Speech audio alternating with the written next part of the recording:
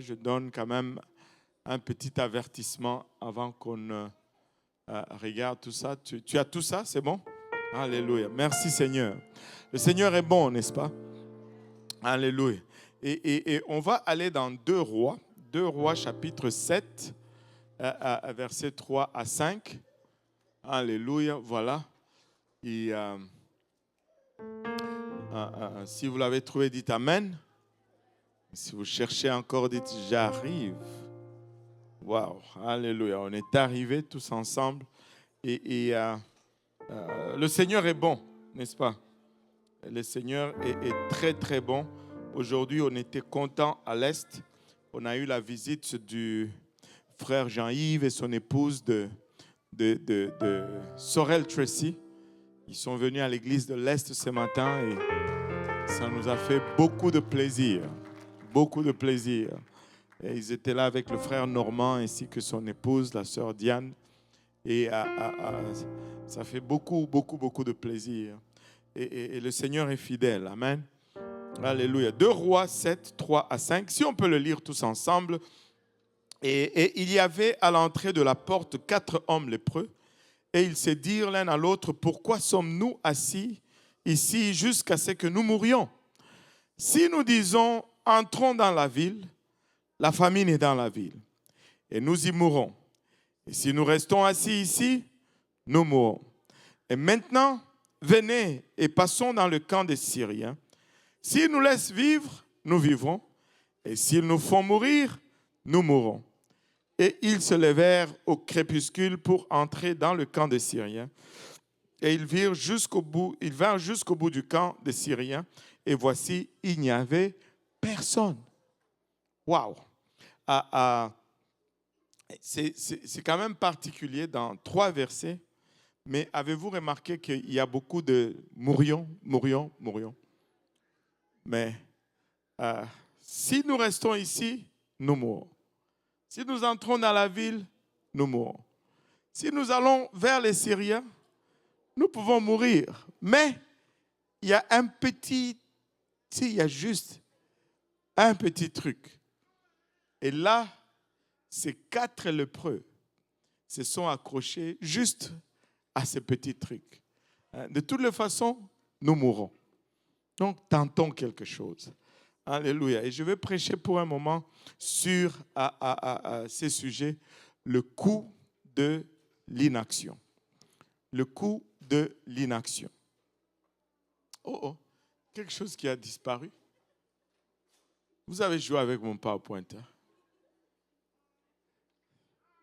Comment ça, à l'Est, il n'avait pas ce problème-là? Oh, Seigneur.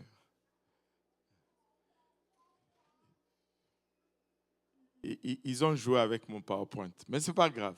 Le coût de l'inaction. Alléluia. On n'a même pas besoin de vous. Le coût de l'inaction. Alléluia. Prions tous ensemble. Alléluia. Le Seigneur est bon. Merci Seigneur. Père, nous te rendons grâce pour ton amour, ta bonté, ta fidélité. Nous te remercions, Papa, pour le privilège que nous avons de venir encore ensemble, Papa, dans ta présence, Seigneur. Alors que nous venons, nous réalisons le prix payé pour que nous puissions sentir cette présence. Merci, Papa, pour le privilège. Nous réalisons également, Père, que nous sommes des êtres naturels, des êtres charnels, Papa, et que ta parole est esprit et elle nous semble folie et par nous-mêmes, nous ne pouvons la saisir. Nous prions que tu nous aides maintenant, Papa, à la saisir, non seulement à la saisir, mais à la partager sans crainte, sans favoritisme, sans hésitation, et qu'elle puisse germer, Papa, dans nos cœurs et qu'elle puisse y produire de fruits dignes de repentance, de fruits qui nous conduisent jusque dans la vie éternelle. C'est avec action de grâce dans le cœur que nous te prions ainsi, dans le nom précieux de Jésus. Nous disons tous son nom de Jésus. Alléluia. Si nous pouvons battre nos mains pour le Seigneur, juste. Alléluia.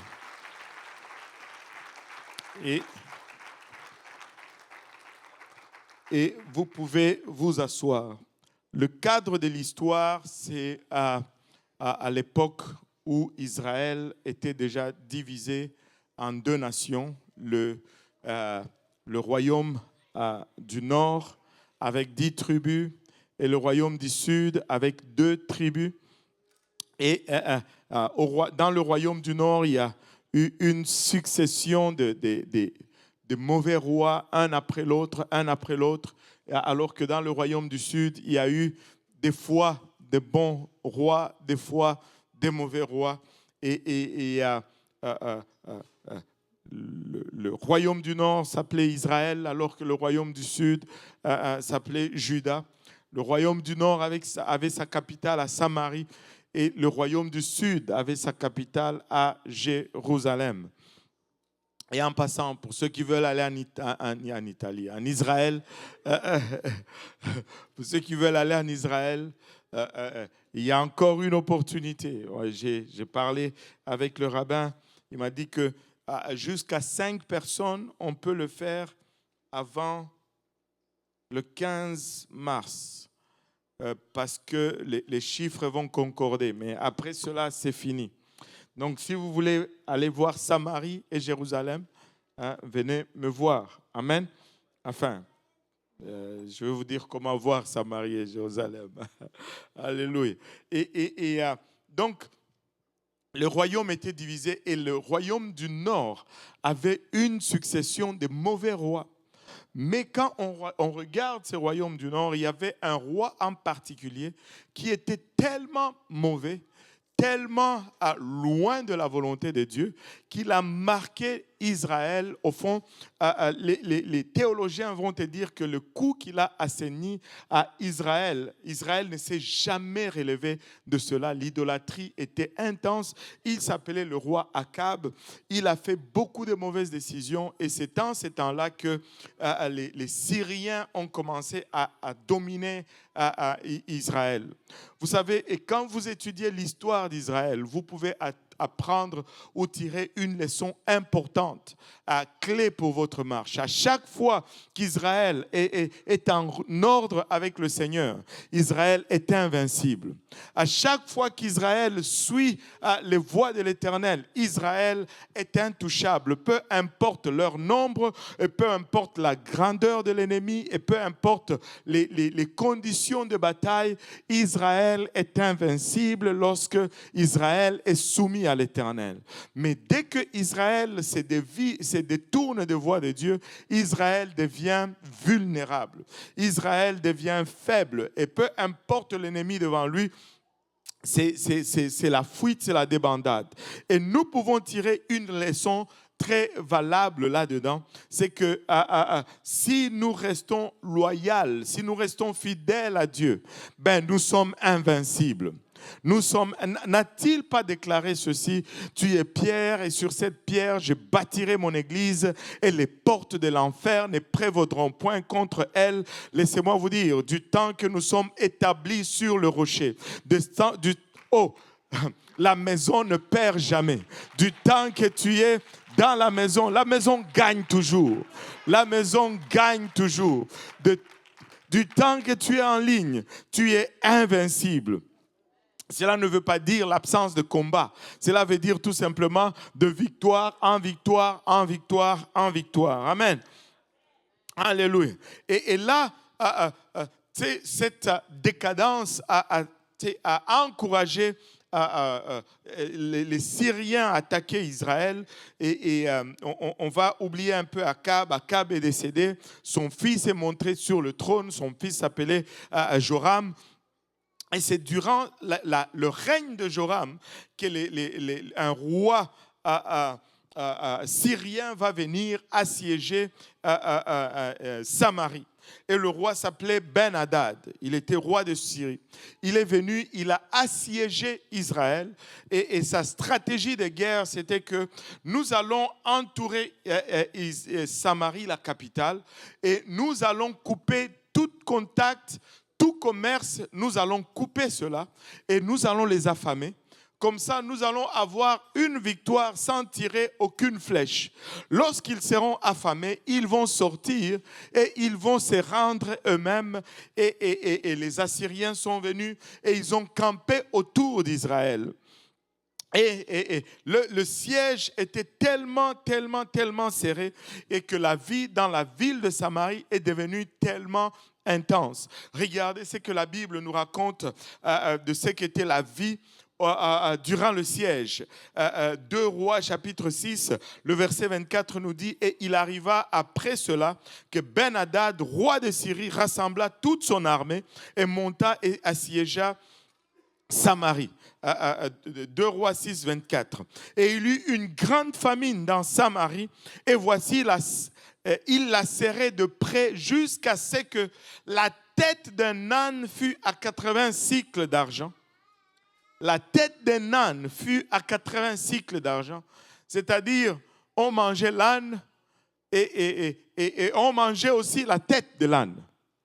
Bon, je ne vois pas plusieurs personnes choquées ici parce que d'où nous venons, nous mangeons bien des têtes. Amen. Nous mangeons les têtes de chèvres, nous mangeons les têtes de moutons. Amen. Alléluia. Donc, ce n'est pas tellement un indicatif pour nous de la famine. Peut-être que le prix est peut-être trop élevé. Je n'ai pas cherché vraiment les équivalences monétaires, mais ça ne nous impressionne pas manger la tête d'un âne. Amen. Certains d'entre nous, on s'est battu pour la tête.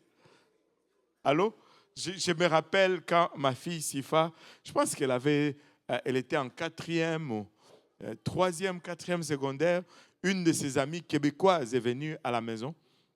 Et ce jour-là, ma femme avait fait le poisson. Et vous savez, chez nous, le poisson, il vient avec une tête. Elle avait fait le tilapia. Et quand elle a servi le tilapia à table, la pauvre petite fille, elle était choquée. C'était la première fois qu'elle voyait un poisson avec sa tête et qui n'est pas dans l'aquarium, mais qui est sur la table. Elle était... Waouh! Et il a sa tête. J'ai dit oui. Et nous mangeons bien des têtes, n'est-ce pas? Et pour elle, le poisson, c'était tout le temps le filet de poisson, filet de saumon, filet de tilapia. Mais chez nous, le filet, c'est ce qu'on utilise pour attraper le poisson.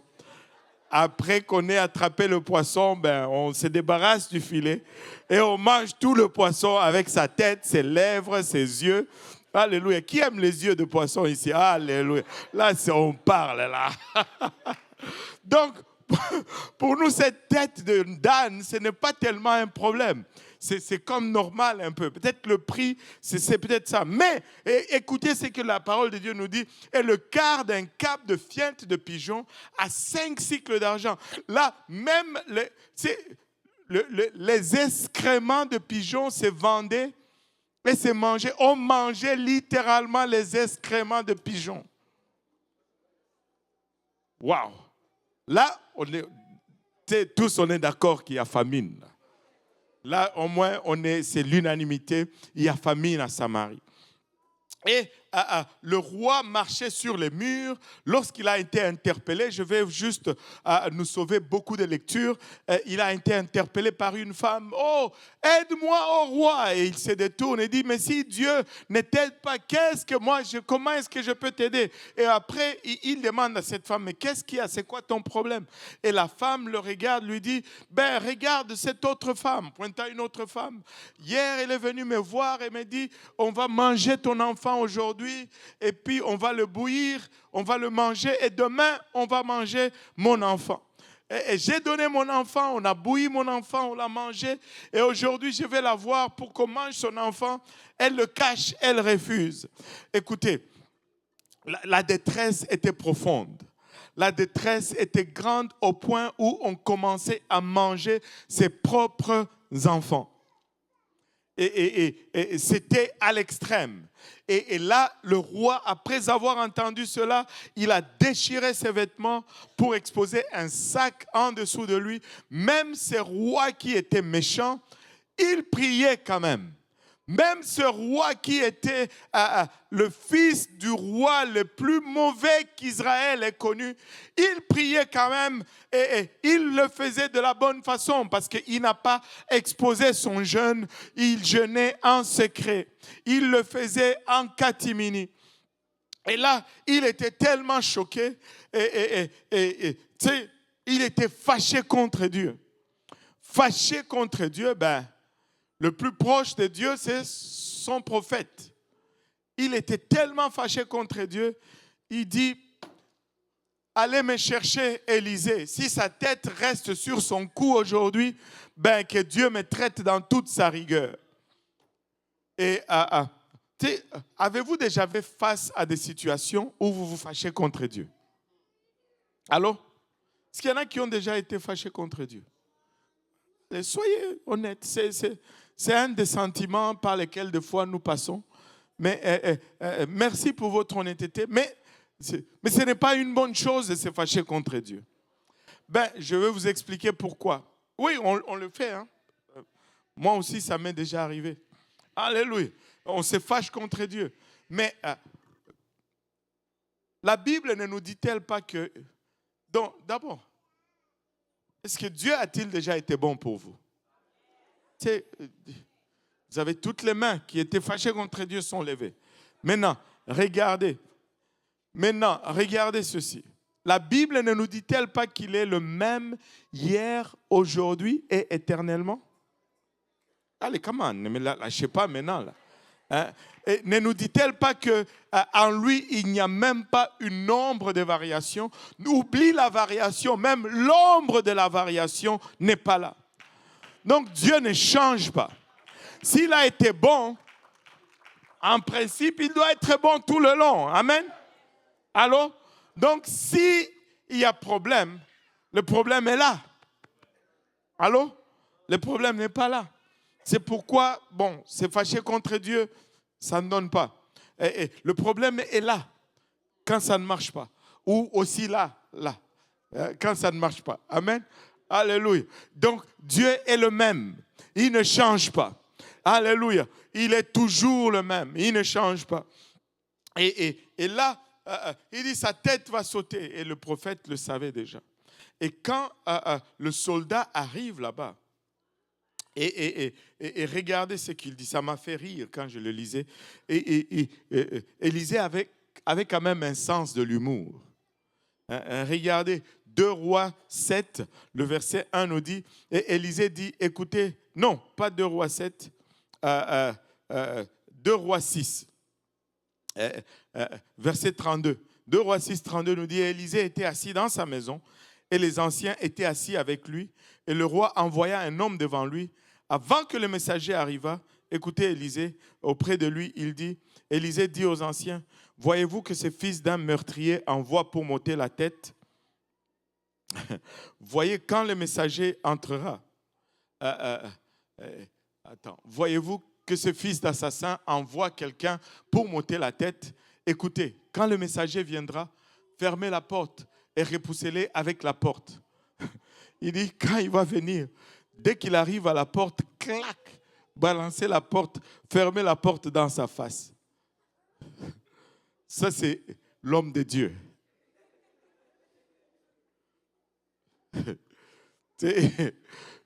Ils sont normaux, les hommes de Dieu, n'est-ce pas? Alléluia. Il dit, attendez, juste quand il arrive à la porte, clac, fermez la porte dans sa face. Et l'homme est arrivé. Et écoutez ce que Élisée déclare dans cette situation qui semble sans issue.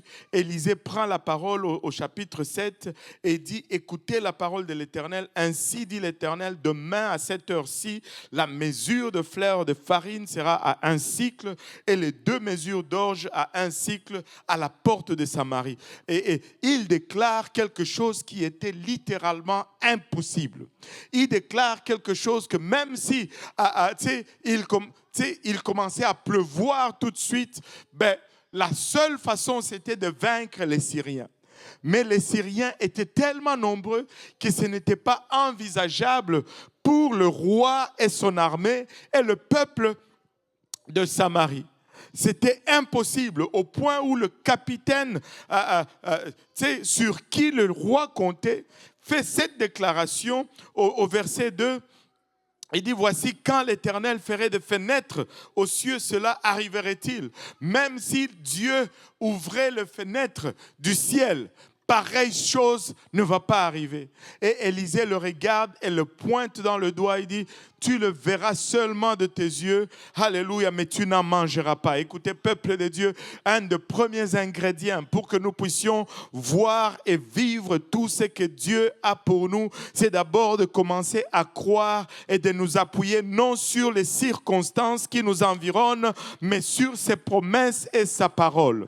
Alléluia. Les circonstances peuvent être pas du tout promettantes, mais ce n'est pas les circonstances qui sont déterminantes dans ma vie. La parole de Dieu reste, alléluia, le recours absolu, le premier et le dernier recours. Si Dieu l'a dit, ben c'est ça. Si Dieu l'a déclaré, ben c'est ça. Je refuse, alléluia, de m'arrêter aux circonstances. Pourquoi? Parce que quand je regarde la parole de Dieu me dit, toutes les promesses, je dis bien, toutes les promesses de Dieu sont en lui, oui, et aussi en lui le Amen. Alléluia. En lui le oui et même le Amen. Vous savez, ça fait un triple oui. Parce que le premier oui, c'est un oui simple. Mais le deuxième Amen, c'est deux oui successifs sur un ton ascendant. Le Amen signifie oui, oui. Pas seulement oui, mais oui, oui. Et ce sont là les promesses que nous avons de sa part. Alléluia. Je refuse la moitié de ce que Dieu a pour nous. Je refuse, alléluia, le trois quarts. Je veux la plénitude. Je veux la plénitude. Je rejette les circonstances. Alléluia. Et je m'appuie sur la parole de Dieu. Il déclare dans sa parole que plus grand est celui qui est en nous que celui qui est dans le monde. Il déclare dans sa parole que nous sommes plus que vainqueurs par celui qui nous fortifie. Il déclare dans sa parole, il abachate. Alléluia, que nous sommes la tête et non la queue. Il déclare dans sa parole qu'aucune arme forgée contre vous ne prospérera. Il déclare dans sa parole que nous sommes la prunelle de ses yeux. Nous sommes l'objet de son affection. Nous sommes son église. Cette église triomphante, cette église victorieuse contre laquelle même les portes de l'enfer ne peuvent prévaloir. Toutes les promesses de Dieu sont en lui, oui, et en lui aussi le Amen. En lui aussi le Amen. Alléluia. Ne laisse pas les circonstances disent une histoire, mais c'est Dieu qui a le dernier mot. Les circonstances déclarent ceci. Alléluia. Mais Dieu déclare le contraire des circonstances. Alléluia. Je ne veux pas faire comme le capitaine. Je choisis de m'appuyer sur la parole. Je choisis de me tenir sur la parole. Vous pouvez regarder ce que vous voyez, mais je choisis. Hey, Seigneur, c'est pourquoi vous devez lire votre Bible tous les jours, tous les jours, tous les jours, tous les jours. Parce que ça doit être en toi plus que les circonstances sont en toi. Alléluia. Bois la parole, médite la parole, écoute-la, mets ta Bible audio, écoute les prédications. Parole, parole, parole, parole, parole, parole. Alléluia. Oh Seigneur. Et là, dans cette Samarie, il y avait 4 lépreux à l'extérieur de la ville. 4 lépreux. 4 lépreux. Tu peux me donner mon titre là. 4 lépreux.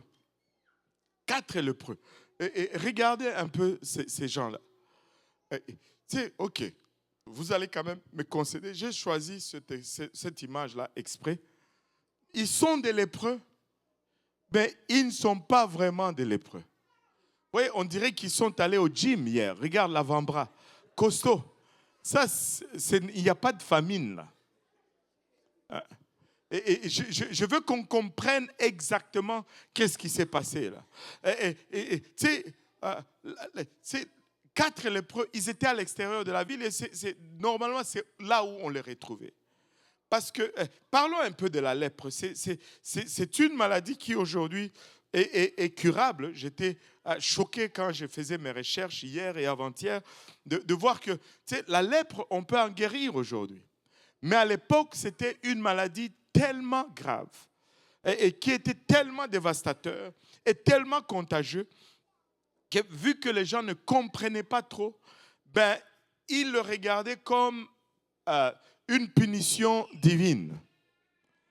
Et c'est pourquoi quand quelqu'un était lépreux, on l'isolait. Parce que c'était la seule façon de prévenir la contamination du reste du peuple. Très contagieux. Et là, ça commençait par des taches. Ça attaquait d'abord la peau. Et après la peau, quand ça devenait plus profond, ça attaquait les nerfs. Et vous savez, les nerfs, ce sont les conduits qui amènent la douleur au cerveau. Si tes nerfs sont foutus, tu ne peux pas sentir la douleur.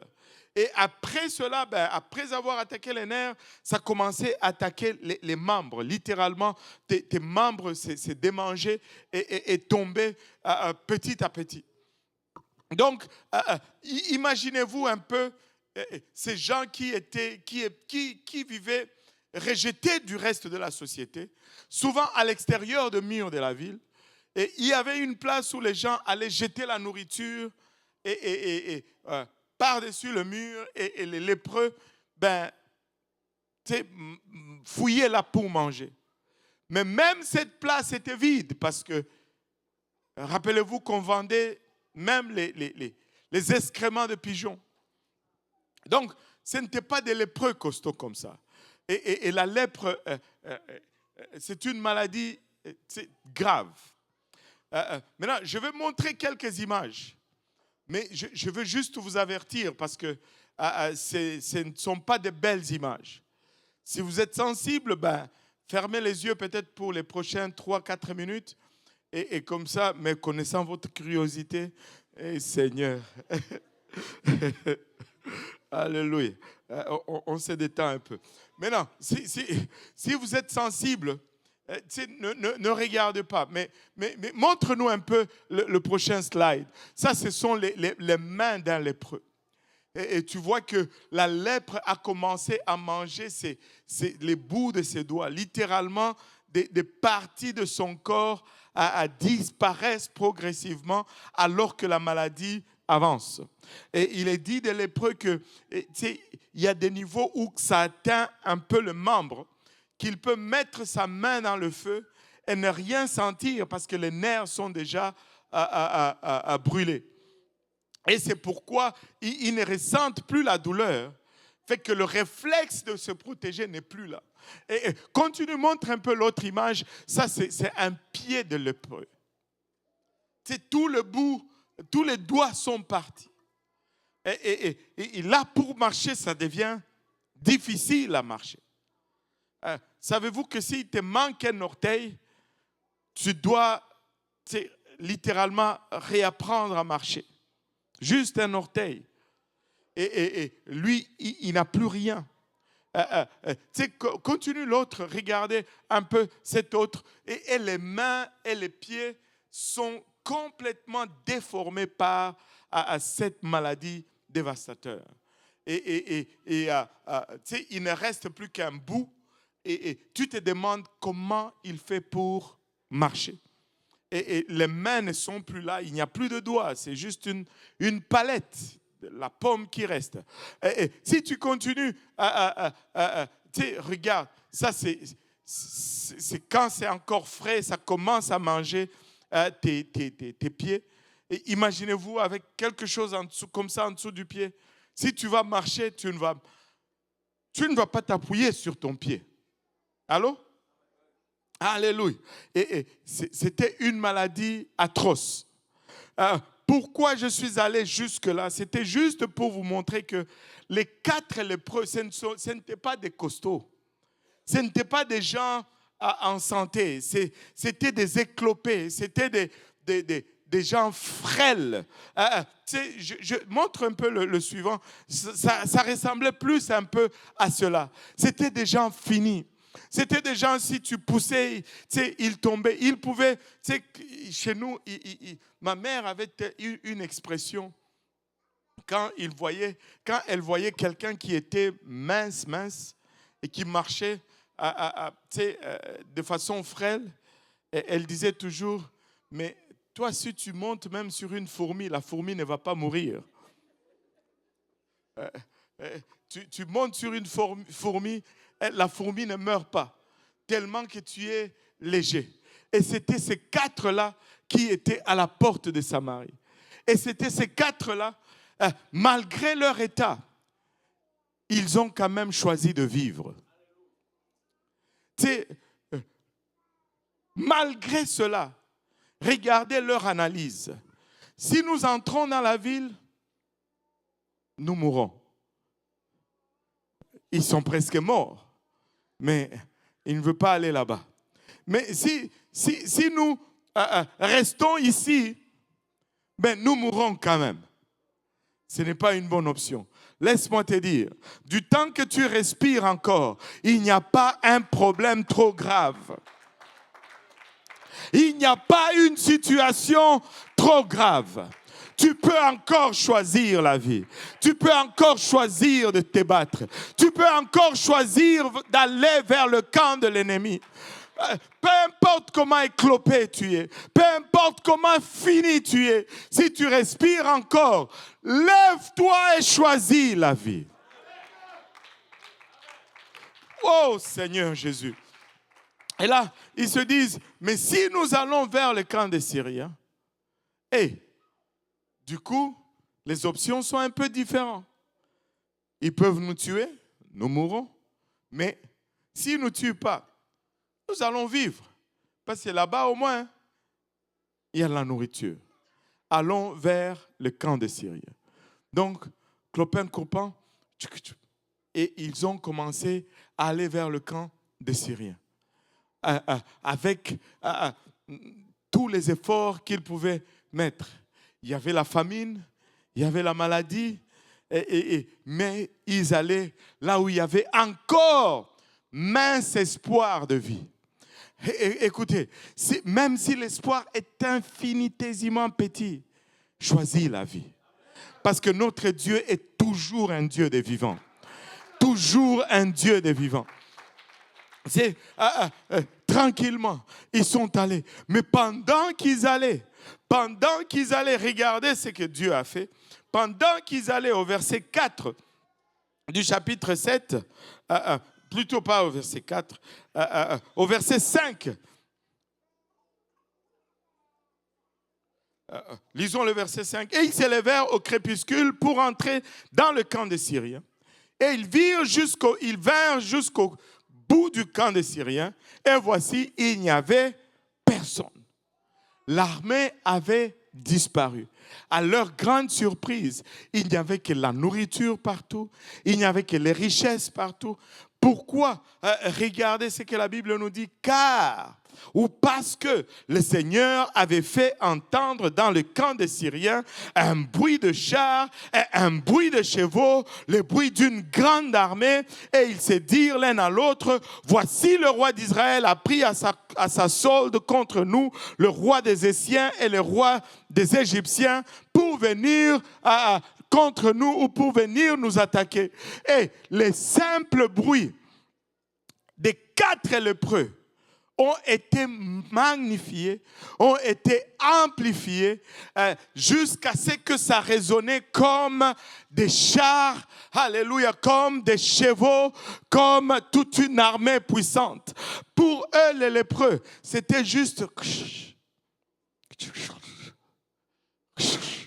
Mais de l'autre côté, chez les Syriens, à chaque fois qu'il y avait...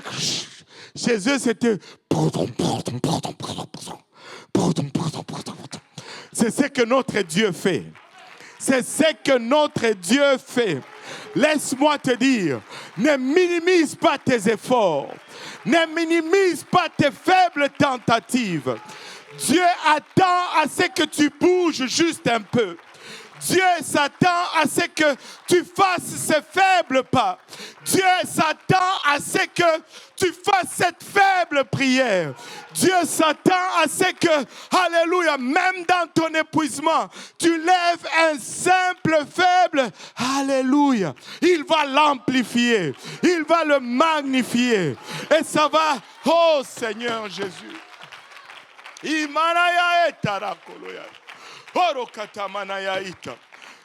Ces faibles lépreux qui avaient une raison de se plaindre, une raison de rester tranquille, marcher, c'était encore plus pénible avec leurs blessures. Mais ils se sont dit, alléluia, il y a un coût élevé à l'inaction, nous allons agir. Laissez-moi dire à l'église de Saint-Laurent aujourd'hui, l'inaction coûte très cher. L'inaction coûte très cher. Nous devons être actifs en 2026. Nous devons agir en 2026. Dieu, alléluia, ne demande pas des tonnes. Dieu demande juste un faible mouvement et il va l'amplifier. Alléluia. Amplifie-moi un peu là-bas, pardon. Je vais donner un message. Alléluia. Dieu veut l'amplifier.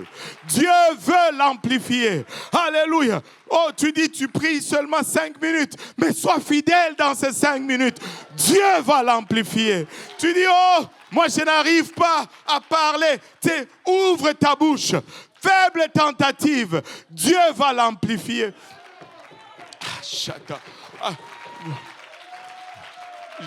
Je sais que ça nous est arrivé tous.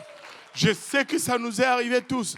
Tu es dans cet autobus et il y a quelqu'un à côté de toi, un bon candidat pour l'évangile.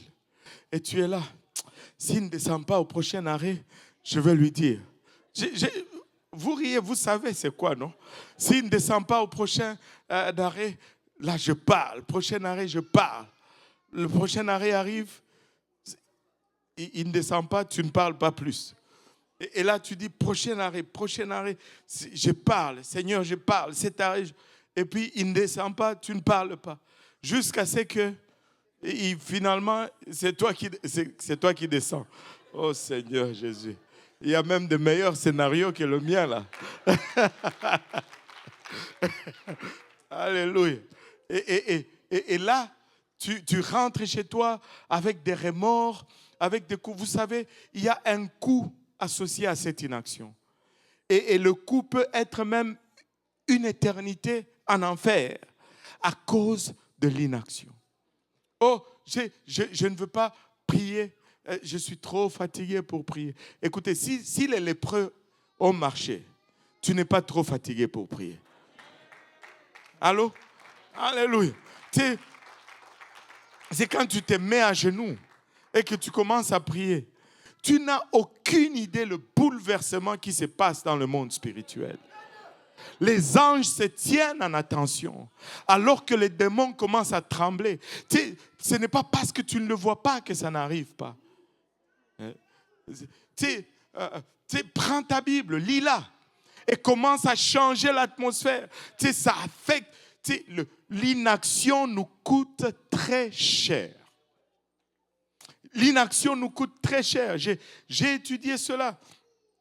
Et je suis allé voir, on m'avait parlé de cela, je suis allé voir, et même la personne qui a planté ça dans ma tête, et même ici, là, il y a quelque chose qu'on appelle le coût de l'opportunité. Le coût de l'opportunité.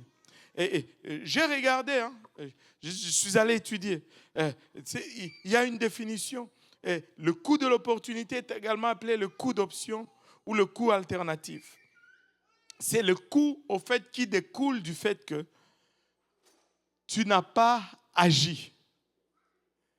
Au lieu de faire le projet que tu devais faire, je vais vous l'expliquer, le coût de l'opportunité, c'est très facile de le comprendre. Mettons, demain c'est lundi, ok? Demain c'est lundi, tu te lèves, tu te dis, c'est lundi, j'ai la lundiose. Je suis fatigué, je vais rester dormir. Et tu n'es pas allé travailler. Tu as été inactif. Mais quand le jeudi de la semaine qui va suivre va venir, là, tu vas voir le coût de l'opportunité. Allô? Ton chèque ne va pas être le même. C'est ça le coût d'opportunité. Vous comprenez maintenant le coût de l'opportunité. Tu sais, il y a un coût à ne pas agir. Il y a un coût à ne pas investir. Tu dis, mais pasteur, tu nous parles de l'investissement. Oui, je vous parle de l'investissement parce que prier, c'est investir. Venir à l'église, c'est investir. S'investir dans le royaume de Dieu, c'est investir. Travailler pour Dieu, c'est un investissement. Tu dis, mais c'est un sacrifice. Non, on l'a appelé à tort comme un sacrifice. Faire pour Dieu, ce n'est jamais un sacrifice. C'est un investissement. C'est quoi un investissement? Un investissement, c'est quand je me prive, alléluia, d'un privilège ou d'un bien aujourd'hui pour avoir plus demain, n'est-ce pas? Alléluia. Quand tu sers Dieu, c'est un investissement. C'est un investissement quand tu donnes à Dieu. Quand tu viens à l'église, tu investis 3-4 heures pour avoir une éternité. C'est un investissement pour l'amour de Dieu. Si nous regardons cela différemment, nous allons servir Dieu avec enthousiasme. Nous allons servir Dieu en sachant que ce n'est pas un sacrifice, c'est un investissement. C'est un investissement. Nous investissons pour un futur meilleur, pour un futur glorieux, pour un futur éternel, pour un endroit, alléluia, où la teigne et la rouille, alléluia, ne rongent, où le voleur ne déroge. C'est un investissement. C'est un investissement. Alléluia. Écoutez, Église. Servons Dieu avec tout. Avec nos vies, avec nos talents, avec nos ressources, avec nos familles. C'est un investissement. C'est un investissement, ce n'est pas un sacrifice. Nous servons un Dieu qui est différent de tous les autres dieux. Tous les autres dieux, les gens montent à leur rencontre pour leur donner. Mais notre Dieu, Moïse est monté pour recevoir.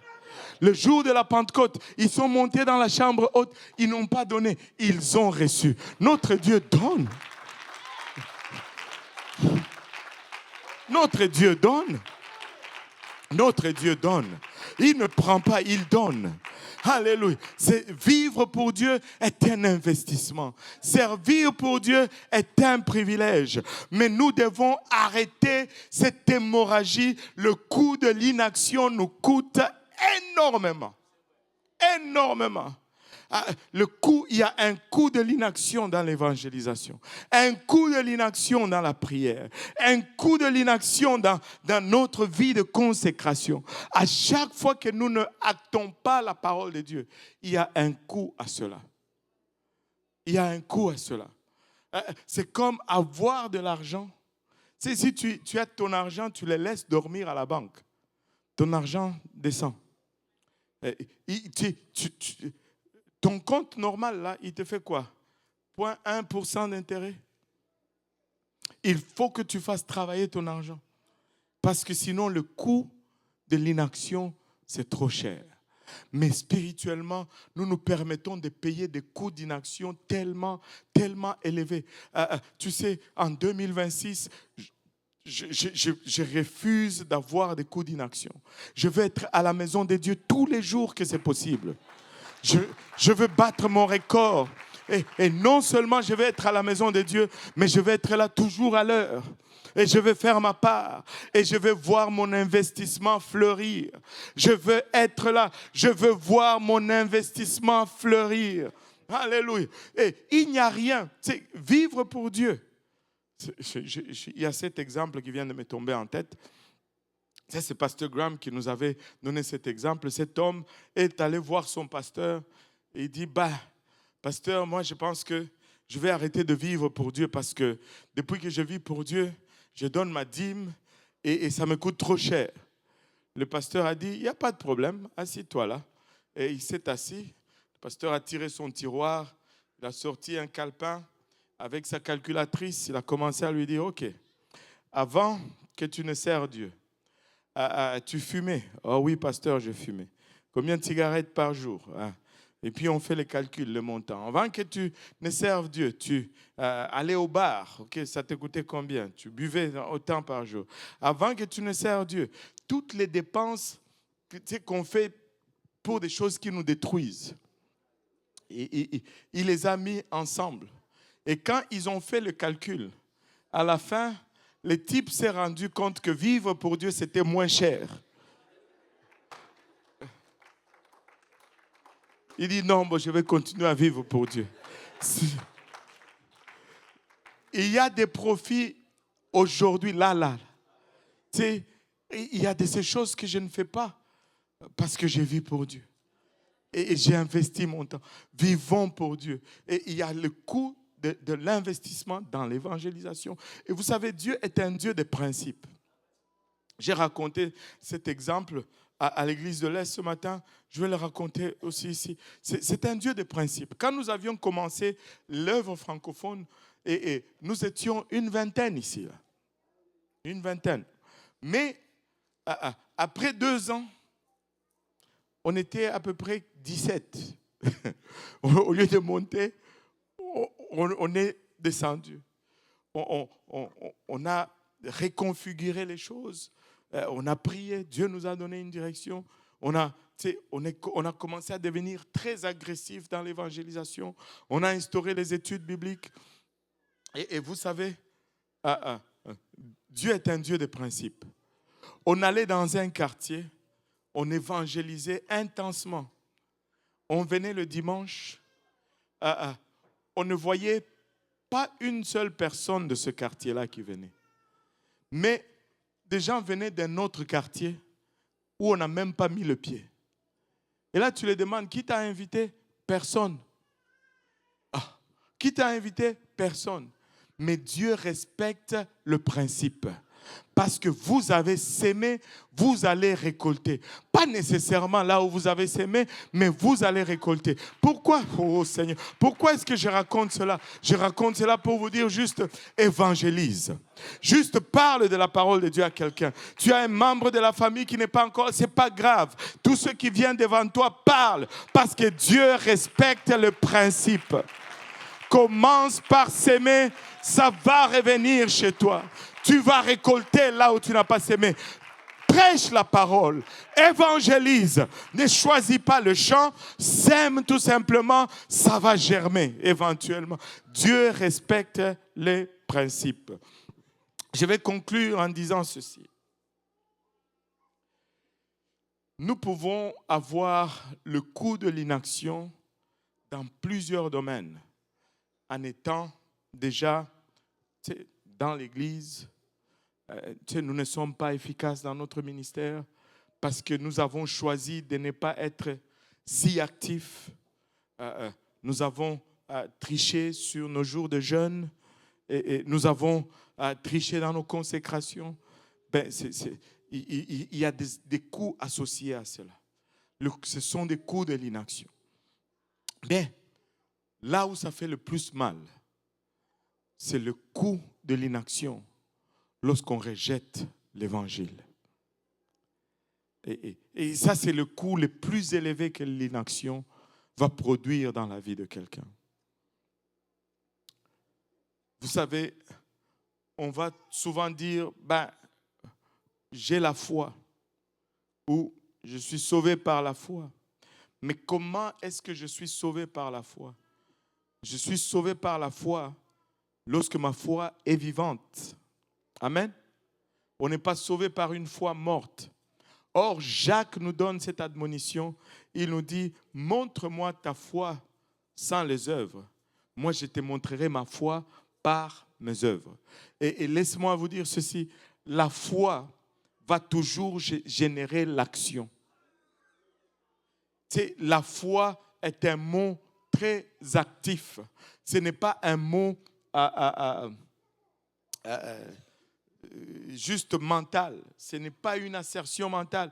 La foi, c'est très actif. Encore une fois, je vais recourir à mon pasteur. Il a toujours donné cet exemple. Au feu! Certains d'entre vous souriez même. Au feu! Personne ne me croit, sauf la sœur Christelle. Alléluia. Au feu! Personne ne bouge. Parce que vous ne croyez pas qu'il y a le feu. Si vous aviez la foi qui avait le feu, hey! Vous alliez sortir d'ici. Ça allait être une débandade, n'est-ce pas? Parce que la foi va générer une action. Alléluia. Et parce que la foi génère l'action, elle va être productive. Mais si notre foi n'est pas active, ben, il y aura un coût associé à cela. Et le coût le plus élevé, c'est le manque d'action dans le domaine de l'évangile, dans le domaine du salut. Parce que on ne peut pas mesurer le coût de cela. Autant la Bible nous dit, à quoi servirait-il à un homme de gagner toute la terre s'il perdait son âme? Et le prix d'une âme ne peut pas être mesuré. Et si tu es inactif dans le domaine de l'évangile, et peu importe la raison, et les raisons sont multiples. Je connais Dieu depuis longtemps. Vous savez, Jacques nous dit, les démons croient qu'il y a un seul Dieu. Et au moins, ils tremblent. Mais ça ne les sauve pas plus. Parce que, tu sais, oh, Seigneur Jésus, c'est Samuel qui dit à Saül, et vous connaissez presque tous ce verset, l'obéissance ne vaut-il pas mieux que... Wow. L'obéissance vaut mieux que le sacrifice. C'est juste, il y a à peu près un mois et demi, que j'ai commencé à voir ça dans cette autre dimension. Vous savez, l'obéissance vaut mieux que le sacrifice. Même le sacrifice de Jésus à la croix est ineffectif s'il n'y a pas d'obéissance. Même son sang versé à la croix, si on n'obéit pas à l'évangile, ça ne va pas fonctionner. Et là, le coût de l'inaction est énorme. Et tu ne peux pas mesurer cela. Alléluia. Mais tu me demandes, mais c'est quoi l'action que je dois faire? Oh, c'est très simple. Il est mort, il a été enseveli, il est ressuscité. Mon action, c'est me repentir. Ma repentance, c'est mon acte qui m'identifie à sa mort. Mon ensevelissement, mon baptême, au nom de Jésus-Christ. Pas au nom du Père et du Fils et du Saint-Esprit. Je peux m'étendre là longuement là-dessus, mais peut-être dimanche prochain. Venez dimanche prochain, on va s'étendre là-dessus longuement, mais je dois me faire baptiser au nom de Jésus pour le pardon de mes péchés. Brièvement, parce que c'est le nom qui enlève le péché. Donne-moi un peu Acte 10, 43. Tous les prophètes rendent de lui ce témoignage que quiconque croit en son nom, quiconque croit en lui reçoit comment? Par son nom. Reçoit comment? Par son nom le pardon des péchés. C'est le nom de Jésus qui nous donne le pardon des péchés. Et si le nom est effacé, c'est juste un bain. Il n'y a pas d'effacement de péché. Et regardez, donne-moi Acte 2, 38. Il dit, repentez-vous et que chacun de vous soit baptisé. Comment? Au nom de Jésus-Christ. Pourquoi? Pour le pardon de vos péchés. S'il n'y a pas de nom, il n'y a pas de pardon des péchés. Tu rentres pécheur sec, tu sors pécheur mouillé. Allô? Mais je dois... Tu dis, pasteur, j'étais baptisé au nom du Père et du Fils et du Saint-Esprit. Et j'étais sincère, j'avais cru. L'obéissance vaut mieux que le sacrifice. Il y en avait 12 dans Acte 19 qui étaient baptisés d'une quelconque manière. Mais quand on leur a parlé du baptême au nom de Jésus, ils ont obéi. Ils se sont fait baptiser au nom de Jésus-Christ pour le pardon des péchés. Le prix de l'inaction peut être extrêmement élevé si on va jouer dans ce domaine-là. Je veux juste être actif. Je veux être actif. Même s'il y a moindre doute, je vais être actif. Je vais être du bon côté. Amen. Et tu sais, j'ai parlé du baptême d'eau, j'ai oublié le baptême du Saint-Esprit. Tu sais, quand je reçois le Saint-Esprit, il y a une évidence de parler en langue. Quand tu reçois le Saint-Esprit, tu vas parler en d'autres langues. Il y a des gens qui vont être un peu dans la confusion là-dessus ou dans la mécompréhension parce qu'ils vont ils vont confondre le don de langue et interprétation de langue qu'on trouve dans le livre de Corinthiens avec le parler en langue quand tu reçois le Saint-Esprit. Ce sont là deux choses différentes qui opèrent de deux façons différentes. Ce n'est pas du tout la même chose. On fera aussi une étude là-dessus. Bon, dimanche prochain. Aïe, aïe, aïe. Si on s'en souvient. Mais bon, ce n'est pas du tout la même chose. Mais regarde, donne-moi Jean chapitre 3, verset 8. Donne-moi, juste rapidement, Jean chapitre 3. Il dit, le vent souffle où il veut et tu en entends le bruit. Que tout le monde dise, tu en entends le bruit.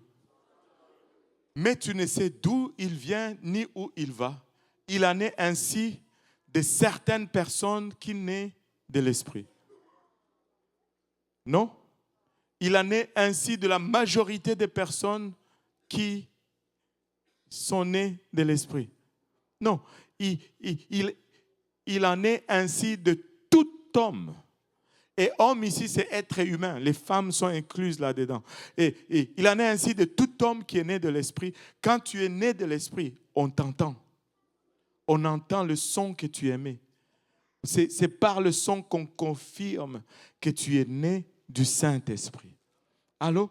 Alléluia. Et tu sais, si tu n'as pas parlé en langue, on ne peut pas dire que tu as reçu le Saint-Esprit. J'ai secoué, et il y a beaucoup de choses qui peuvent te secouer, et que ce n'est pas nécessairement le Saint-Esprit. Mais quand tu parles en langue, on peut confirmer que tu as reçu le Saint-Esprit. Amen. Et c'est ça l'obéissance. Tu dis, mais j'ai prié, Dieu ne me l'a pas donné. Prie encore, Dieu va te le donner. Je peux te raconter des histoires, mais le temps nous manque. Il y a une jeune fille qui venait ici, qui priait, elle a prié presque 2 ans et n'a pas reçu le Saint-Esprit. Un jour, on était dans une étude biblique et j'ai enseigné avec tout enthousiasme. Mais après le service, je me suis levé pour aller aux toilettes. Elle est passée par la cuisine. Elle m'a coincé dans le couloir. Elle me dit, pasteur, pourquoi moi je ne reçois pas le Saint-Esprit? Maman Nangaye. Moi, j'ai dit, je ne sais pas. Elle dit, mais je suis sincère, j'ai pris. Et tu voyais même les larmes commencer à couler de son visage. Et ça m'a fait mal. Mais j'étais impuissant parce que ce n'est pas moi qui donne le Saint-Esprit. Vous savez, il y a 3 choses, la repentance, le baptême d'eau, le baptême du Saint-Esprit. Et les 3 ont des responsabilités différentes. La repentance, c'est toi. Tu dois te repentir. Alors, tu prends la décision de te repentir et de faire un demi-tour. Personne ne peut le faire à ta place. Le baptême d'eau, c'est la responsabilité de l'Église. Tu viens à l'Église et c'est l'Église qui te baptise au nom de Jésus pour le pardon de tes péchés. Mais le baptême du Saint-Esprit, c'est la responsabilité. C'est Dieu qui donne le Saint-Esprit. Ce n'est ni l'Église, ni toi-même. Amen. Tu dois juste chercher et Dieu va te donner. Alors elle a pleuré. Et après, on a découvert que cette jeune personne, dans le passé, elle avait été abusée. Et quand on priait pour elle, quand tu venais que tu l'as touchée, ça la refermait tout de suite. Et ça a été une barrière pour longtemps. Et lorsque elle s'est confiée, on a changé de méthode. Et cette jeune personne a reçu le Saint-Esprit dans la voiture. Une vieille Jetta TDI carrée, là, en plein hiver. Dieu l'a remplie du Saint-Esprit. Je l'ai amenée à la maison. ma femme lui a préparé une chambre dans le sous-sol. Heureusement qu'elle avait fait cela parce que cette nuit-là, elle est descendue. C'était après l'étude biblique du lundi. C'est pourquoi on ne va jamais laisser l'étude biblique du lundi. Et tu sais, après, tu sais, la nuit, elle est descendue dans le sous-sol et dit, bon, là j'ai parlé en langue, il y avait des gens, mais Seigneur, là je veux juste avoir ma propre confirmation. Mais Dieu, au défi comme ça, Dieu relève toujours tout défi. Et tu sais, l'Esprit est descendu sur elle, tu sais, jusqu'à 5 heures du matin. Quand ma femme est descendue dans le sous-sol, les yeux étaient gonflés rouges, ça coulait des yeux, ça coulait de nez, ça coulait de la bouche, peut-être des oreilles aussi, mais il y avait des mucus partout. Elle n'a pas arrêté de parler en langue. Elle est allée faire sa douche pour aller à l'université. Elle parlait en langue. Elle s'est assise pour essayer de déjeuner. Elle est allée à l'école, à l'université. À 9 heures, elle m'appelle, pasteur. Ça s'arrête. Ça s'arrête pas. Elle devait sortir du cours pour aller sous la... Écoute, c'est réel, c'est authentique. Si on peut s'élever tous ensemble, il y a un coût à l'opportunité. Nous sommes appelés en 2026 à réduire le coût de l'opportunité à 0. Alléluia. Faisons ce que nous avons besoin de faire. Agissons, alléluia. Ne soyons pas contemplatifs, ne soyons pas philosophiques, mais soyons plutôt actifs. Alléluia. Quand Dieu nous parle, nous agissons. Même dans nos moments les plus faibles, nous pouvons agir. Dieu est le premier à avoir inventé les amplificateurs. Il a amplifié. Dieu attend juste ton faible mouvement, ton faible cri. C'est ce que Dieu attend pour te donner la victoire. Alléluia. Maintenant, est-ce que si on peut être actif aujourd'hui en venant à l'avant, faisons un peu, mettons un peu en pratique. Alléluia. On va voir si on va avoir le 100% aujourd'hui. Alléluia. Amen. Gloire à Dieu. Et si on peut juste être actif aujourd'hui. Alléluia. Ne pas commencer à ne pas à baisser le coût de l'inaction en étant actif, même pour répondre à cet appel à l'autel. Alléluia. Gloire au nom de Jésus. Kiramaya itaraba oloboyo sanda. Ikotomanaya itaraba oloboyo sanda. Alléluia Jésus. Alléluia Jésus. Alléluia Seigneur. Alléluia, je ne veux pas être inactif. Alléluia, je ne veux pas avoir de coups. Alléluia, à l'inaction. Je veux bouger de là où je suis. Alléluia. Alléluia. Est-ce qu'on peut commencer à élever nos voix? Alléluia, je ne connais pas ta situation. Je ne sais pas ce que tu traverses. Mais cela m'est égal parce que mon Dieu ne change pas. Il est le même hier, aujourd'hui et éternellement. Alléluia. Alléluia. Tu n'es pas, alléluia, dans une situation pire, alléluia, que celle des lépreux. Ta situation est certes meilleure que celle des 4 lépreux. Alléluia. Imanaya itaraba oloboyo sanda. Tu peux élever ta voix. Alléluia Jésus. Koromaya itaraba oloboyo sanda. Papa, amène-nous à cette place, Seigneur, où même, alléluia, lorsque les mises sont contre nous, Papa, nous allons choisir de marcher selon ta parole. Papa, même lorsque, Papa, les options vont nous offrir juste une infime opportunité, Papa, de victoire. Papa, nous allons nous lever, Seigneur. Nous allons marcher comme ces lépreux. Papa, et tu vas intensifier, tu vas magnifier, Papa, nos faibles tentatives. Hirokotomanaya itaraba oloboyo sanda. Koromaya itaraba oloboyo sanda. Kitamanaya itaraba oloboyo sataraba kilamaya. Korimaya itaraba oloboyo sataraba koloya masanda. Kitamanaya etaraba oloboyo sanda. Alléluia. Papa, il a bachata. Le coup de